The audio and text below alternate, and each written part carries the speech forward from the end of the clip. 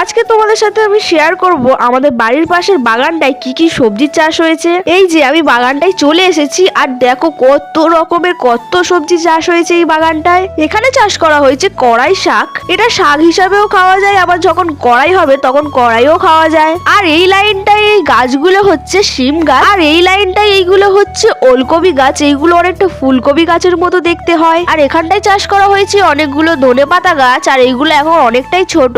আর এখানে পালং শাকও চাষ করা হয়েছে। আর এখানটায় চাষ করা হয়েছে মূলো গাছ, আর এইগুলোও হচ্ছে মূলো গাছ। তো এইগুলো কিছুদিন আগে দানা ফেলা হয়েছে, তাই এইগুলো এখন অনেকটাই ছোট আছে। আর এই তিনটে লাইনে বসানো হয়েছে বিন কড়াই গাছ, আর এখানটায় চাষ করা হয়েছে গাজর গাছ, আর এইগুলো এখন অনেকটাই ছোট। আর এইগুলো হচ্ছে মেথি গাছ। তো এখানে সব গাছগুলো এখন অনেকটা ছোট, কারণ কিছুদিন আগেই বসানো হয়েছে। আর চাষ করা হয়েছে লাল শাক। তো ভিডিওটি কেমন লেগেছে কমেন্টে জানিও। দেখা হচ্ছে নেক্সট ভিডিওতে। টাটা।